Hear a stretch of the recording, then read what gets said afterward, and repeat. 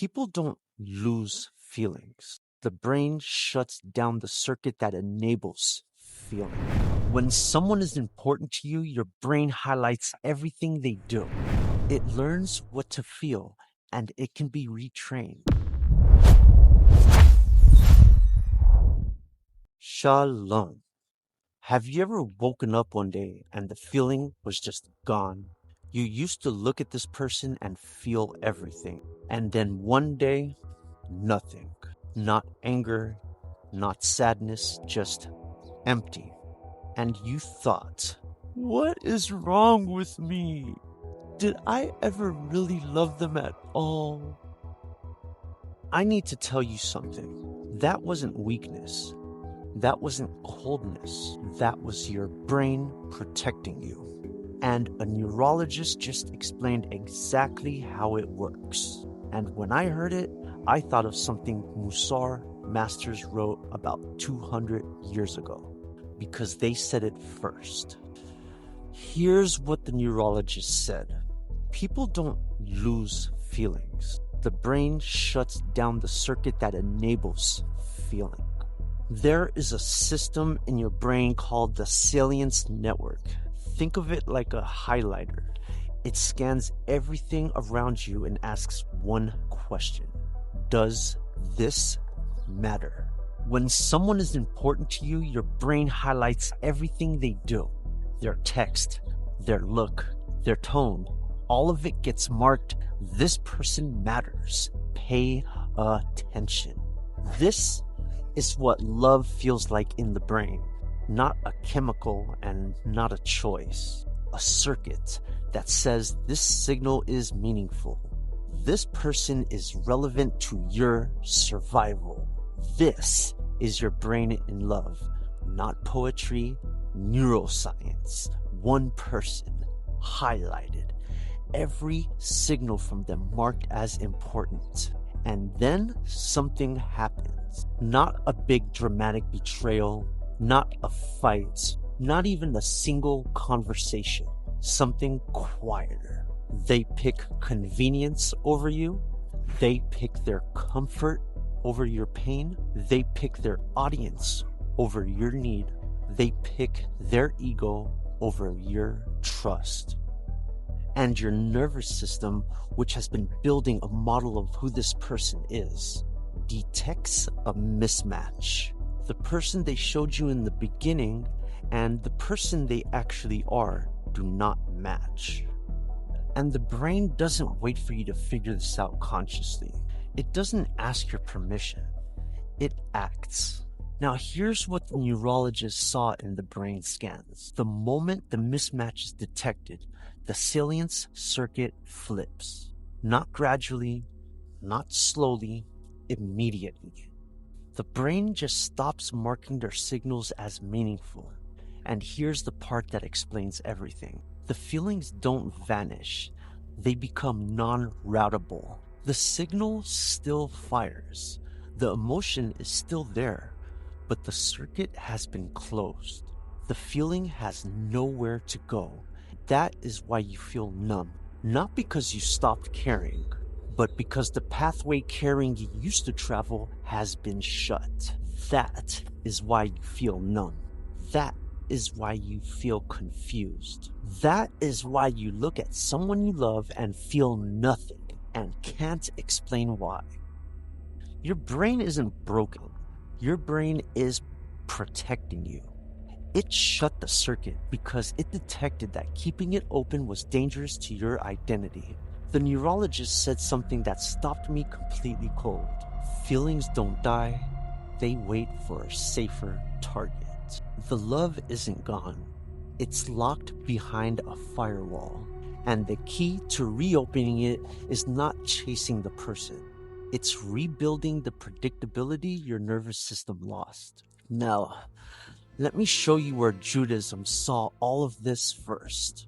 In the Mussar tradition, a school of Jewish ethics and character development, there is a concept that the great teachers wrote about in the 1800s. They called it the training of the Lev. Lev, the Hebrew word for heart. The Mussar masters said something radical. the heart is not fixed. The heart is not something that just feels what it feels and that's the end of it.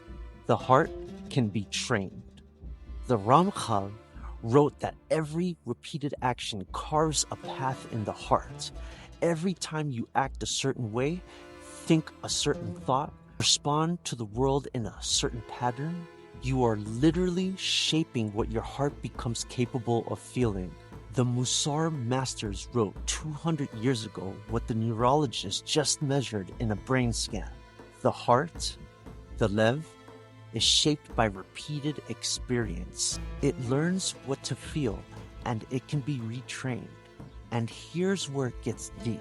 The Mussar teachers also said this: when a person repeatedly chooses comfort over courage, ego over truth, the heart begins to close. Not because the love disappears, but because the heart learns that opening itself is dangerous. The Ramchal called this Avodah, inner work, the discipline of showing up with consistency, clarity, and honesty, not to impress, but to retrain the heart into believing that connection is safe again. The Mussar path to reopening the heart is not grand gestures. It is consistency, showing up the same way again and again until the nervous system believes the person is safe, until the circuits reopens. The neurologist said rebuild predictability. The Ramchal said Avodah, discipline, repeated inner work. Two different languages, one truth. The neurologist said feelings don't die. They wait for a safer target. The Mussar master said the heart is not broken. It is trained. And both of them are pointing at the same terrifying truth. The love you think you lost was never gone. It became non-routable. The circuit shut. Not because you failed, not because you're cold, but because your nervous system, your soul, detected something real. Someone showed you who they actually are when it cost them something. And your brain, built for survival, did the only thing it knows how to do when it senses danger to your identity. It closed the gate. It dimmed the light. It locked the signal deep inside a place where hurt can't reach it. Where the warmth stays frozen, where love waits in the dark for a world that finally feels safe enough to let it come back to the surface. The heart did not forget how to love. It learned to wait for someone who would stay, and the Mussar masters called that wisdom, not a wound, not decay. Okay, so here's what it actually means for your life. 3 things. 1. Stop calling yourself cold. If you ever felt the feeling just switch off and then spent years wondering if something is broken in you, I need you to hear this. Your brain did its job. It detected that someone was not safe for your nervous system, and it shut the circuit. That isn't coldness, that's intelligence. The heart closed because it was paying attention when you were not. The flame did not go out. It moved inside the glass. That's not death. That is protection. The love is still there. It just moved somewhere safe. 2. The circuit can reopen, but only one way. Not through grand gestures, not through convincing someone with words, not through intensity or passion or promises, only through predictability. The brain reopens the Salience network when it sees consistent, reliable, honest behavior repeated over time.